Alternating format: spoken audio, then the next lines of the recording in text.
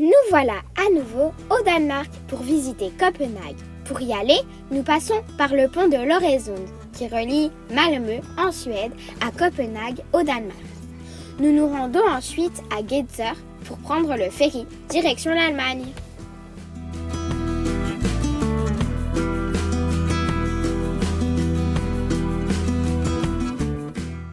Le pont de l'Øresund est un pont-tunnel.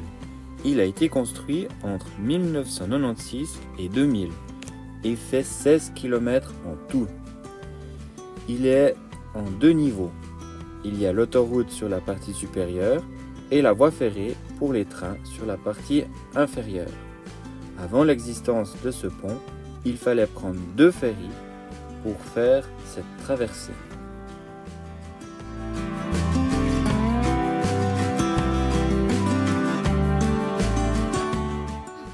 On était sous l'eau qu'on était dans le tunnel. Ça aurait été chouette que les murs soient vitrés. Comme ça, on pourrait y voir des animaux marins. Nous dormons dans un camping qui a un ancien fort. Ce fort a été créé dans les années 1886-1887. Il a été utilisé jusqu'en 1932 pour défendre Copenhague. Il contient 12 canons. Depuis en haut, on a une belle vue. On y voit des bateaux et beaucoup de gens faire du sport.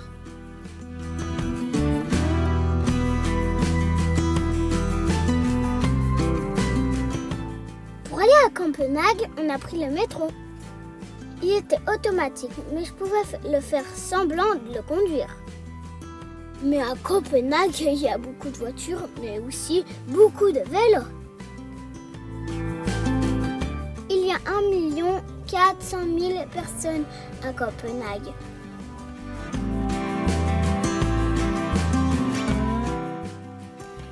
Nous commençons par visiter les salles de réception du palais de Christiansborg, qui a été la résidence de la famille royale jusqu'en 1794, date à laquelle ils ont déménagé au palais d'Amalienborg suite à un immense incendie. Le palais sert maintenant à accueillir les événements royaux. C'est aussi le lieu de rencontre du Parlement danois ainsi que de la Cour suprême.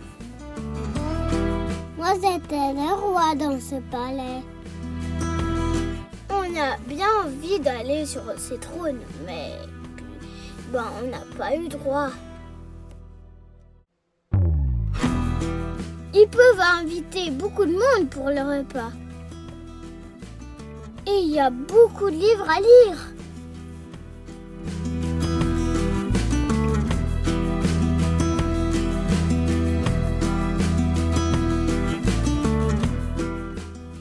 Après cette visite, nous avons embarqué pour une petite croisière sur les canaux. Nous pouvons voir plusieurs monuments importants de Copenhague, comme l'opéra, la petite sirène et plein d'autres encore.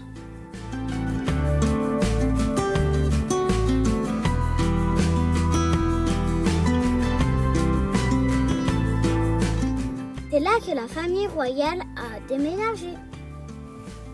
Ce bâtiment s'appelle le Diamant Noir parce que les reflets de l'eau, ils font briller.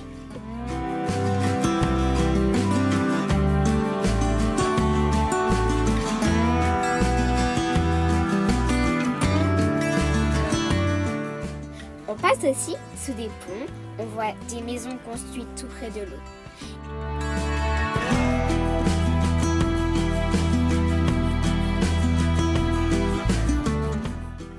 Il y a même un hélicoptère sur un bateau.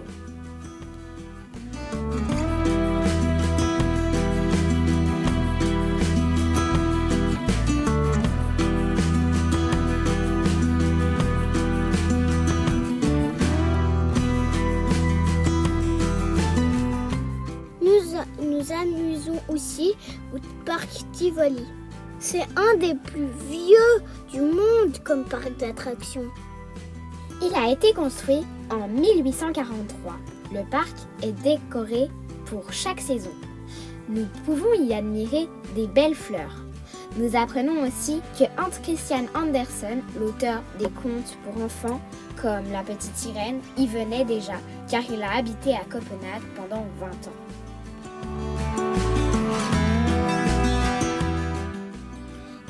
a 4 millions par an comme personne qui vient dans ce parc d'attractions.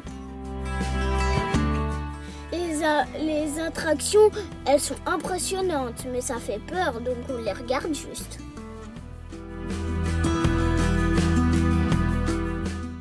Ça va trop vite pour moi. Et bien trop vite pour moi aussi.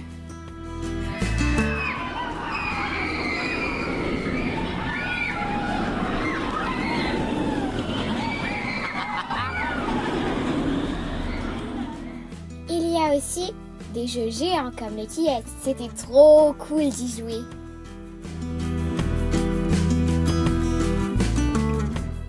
Il y a des très très chouettes musées dans cette ville. Nous, on a choisi de visiter le musée du record du monde et le musée de l'illusion.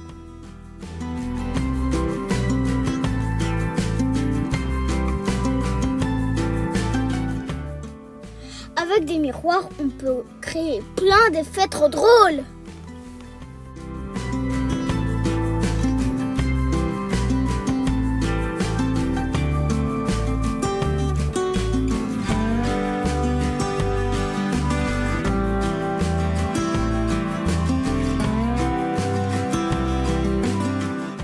Le deuxième jour, on est allé au planétarium.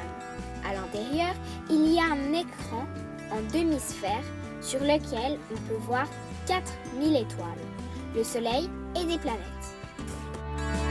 On a pu y voir un chouette film où un hamster aide un robot tombé de sa navette à la rejoindre. Ensuite, on a visité l'exposition qui nous explique de quoi est composé le corps humain, comment sont équipés les astronautes ou encore voir comment une fusée décolle. On a monté tout au haut de l'église.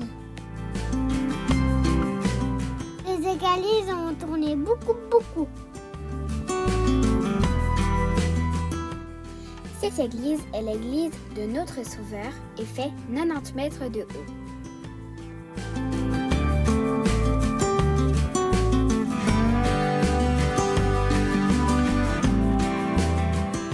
Nous terminons notre visite de Copenhague en découvrant la ville de Christiania. C'est en 1971 que l'histoire de cette ville est née. L'armée ayant abandonné une caserne, des jeunes squatteurs s'y sont installés. Ils ont retapé les bâtiments, en ont construit d'autres avec des matériaux de récupération et ont mis en place une forme de vie alternative avec leurs règles, leur monnaie et leurs drapeaux. Les autorités ont reconnu la ville libre de Christiania en tant qu'expérience sociale durant 3 ans. Quand le gouvernement a voulu mettre fin à l'expérience, les habitants se sont rebellés. Suite à un accord avec la municipalité de Copenhague, la ville a pu continuer d'exister. Même si encore 800 personnes y vivent actuellement, la ville est devenue très touristique aujourd'hui.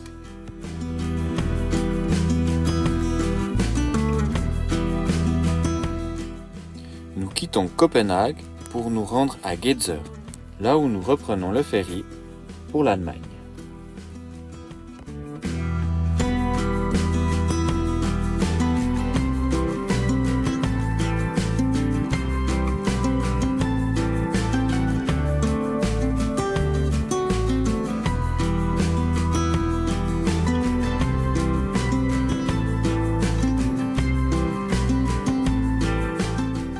Nous avons adoré visiter un bout des pays du Nord. Ils nous ont même fait un joli cadeau de revoir en nous offrant un bel arc-en-ciel pour notre dernière soirée au Danemark.